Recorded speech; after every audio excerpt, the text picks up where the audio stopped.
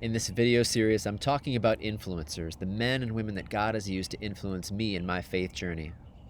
So way back in the spring of 1996, my friend Darcy told me that her church, South United Methodist of Manchester, was looking to hire a summer youth programs coordinator, and she thought that I would be the right guy for the job. I didn't feel like the right guy for the job. I had absolutely no experience leading anything like that, let alone teenagers. I didn't know how to plan a youth group meeting or teach a lesson. Nevertheless, I said yes and I took the job. And it was a really rough crowd of kids. I distinctly remember spending days up in my office on the second floor of that church, pacing and praying, crying out for my inexperience to God that He would save those kids. I really had no idea what I was doing, but I did have the two basics down. I loved God, and I really cared about those kids.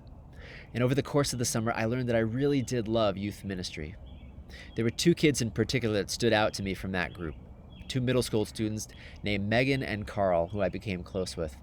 When I was hired as the youth pastor of New Life a few years later, Megan and Carl both started coming there as high school students, and over the years I had the privilege of walking with them through the ups and downs of life.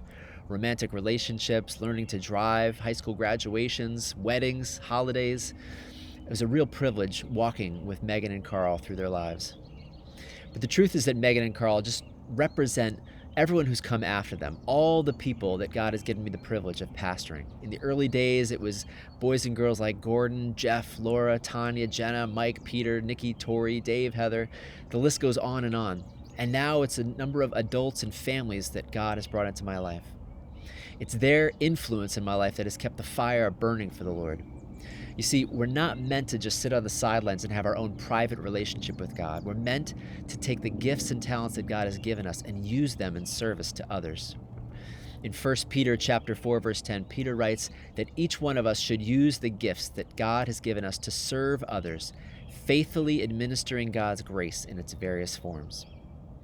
In my case, I have found over time that God has given me a pastor's heart. When I find myself in a group of people, I find a desire stirring up within me to pastor them, to shepherd them, to care for them, and help them to truly know God's love for them.